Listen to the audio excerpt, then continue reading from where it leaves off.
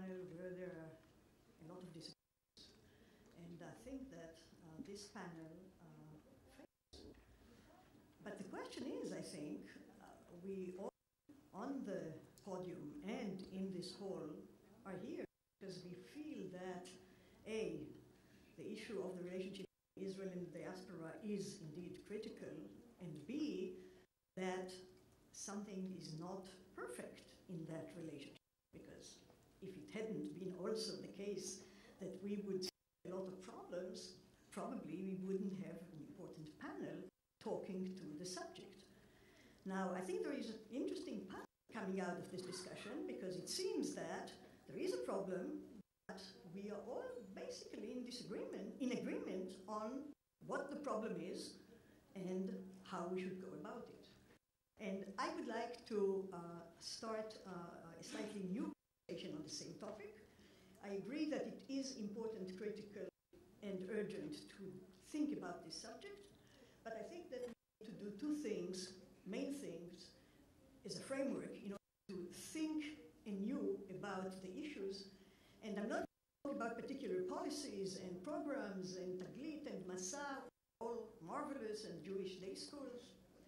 But I'm going to talk about a general framework of thinking about the issues that I think might generate some insights into how we should address these specific questions.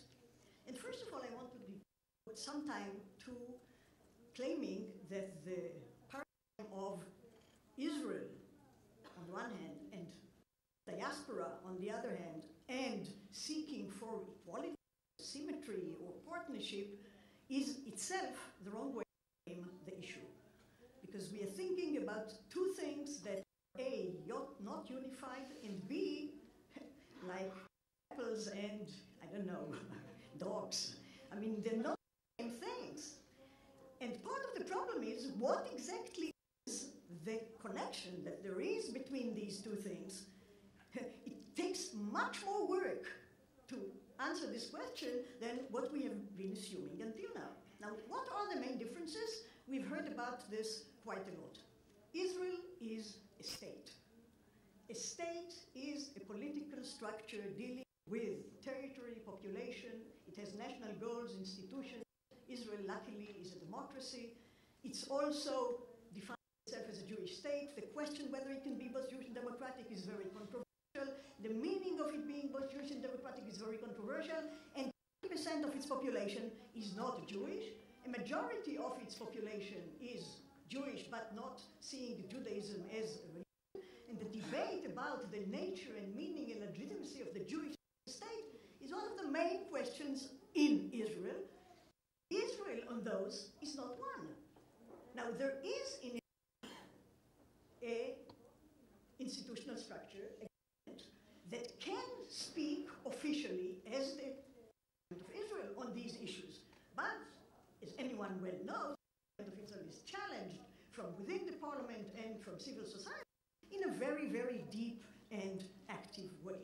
So Israel is a state, and it's Jewish in a sense that is not similar to the question how Jewish are the Jewish communities of the diaspora. Because the Jewish communities of the diaspora are diverse, dispersed, different numbers, different locations, different issues, different attitudes to religion, different attitudes to Israel, attitudes to Zionism, and it has always been that way. But in addition to that, the diaspora as a name doesn't have an institutional structure. There are organizations, but they're not necessarily representative of anything. It's not clear who can speak for the Jewish diaspora. So I suggest that we have a very serious problem here because Israel, as a state, is committed primarily to all its citizens. It's very different from the Jewish Yishuv that was committed to the success of the Zionist movement and the national rights of Jews. But it's true that Israel is the state in which Jews are a majority, the only state in which Jews control, they have political control over their life, they have a public sphere that is Jewish and Hebrew, and is the culmination of craving for many Jews to political self-determination. So in this sense, it is Jewish, but in its policies, it must take responsibility for all its citizens. It shouldn't discriminate against them. This is what the role of Israel is in the state. Now, it's legitimate for Israel to do things for the Jewish people. It's very complicated. How and what and where and in what political process. And the question of how should communities outside Israel affect the Israel rather than the Jewish community in Israel in deciding where to Israeli tax money to use for the welfare of Jewish communities is a very serious question. I mean, I think that there are answers that are compatible with the idea that yes, the legitimate interest of Israel to support Jewish communities, I'm for that. It's not a trivial matter. Okay, this is one point. Now, if this is correct, if we need to understand the plurality and diversity and the main difference between Israel and the community, then the question is, what is the basis of our question? The relationship between Israel and the diaspora. And we heard a lot about that. I can not say many things I wanted to say, but I do want to say a few things that are critical. I agree that the shared interest of the Jewish community in Israel, that happens now to be the strongest Jewish community in the world, and the Jewish communities outside of Israel, the shared interest of these two communities is the welfare of the Jewish people. And it's legitimate, though complex, for the Jewish community in Israel to want to enlist some of the powers of the state of Israel to help the Jewish world and the Jewish community worldwide. I can't go into that, but I assume that. But then, if we assume that, and if we remember what I said, that within the Jewish people, there are many, many people with different opinions about Judaism and what it is and what it takes to maintain it, to transmit it, and whether it's only a religion or religious with people only or culture only. All these issues cannot go away. And we cannot just say, okay, we do have a shared Jewish identity and will strengthen Jewish identity. Because we understand that the debates, internal debates about what is Jewish identity, are critical. So what we need to do is to move one step up and understand that if we agree, as I do, that there is a Jewish people, it's important for all Jews that the solidarity of the Jewish people persists.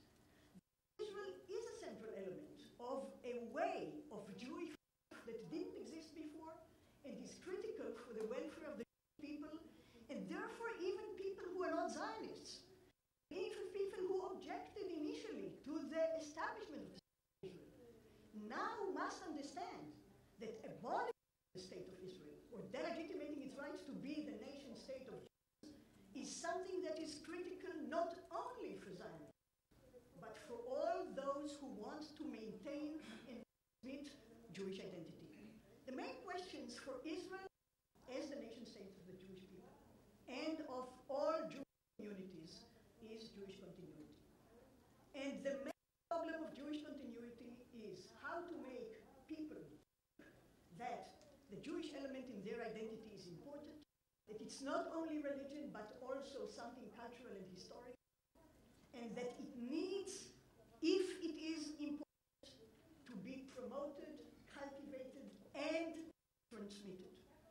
If we don't have effective answers to these questions, we're not going to have a continuity of the Jewish people, we're not going to have a viable Israel, nation state of Jews, and we're not going to have strong communities elsewhere. What do we need for that? Okay?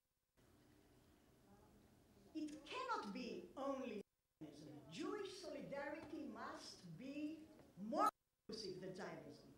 Because you cannot demand that all Jews are Zionists for you to want them to remain Jews. It cannot be only a religion, and it must give place, but not general acceptance, to criticisms of the policy of Israel. Because what we heard from Stuart isn't really true. We need to give place for liberal criticism of Israeli policy. We have that in Israel too. But we also need to educate Jews of the diaspora that part of the meaning of Israel being a state with institutions is that democracy in Israel and its processes and products should have a weight with Jews in the diaspora that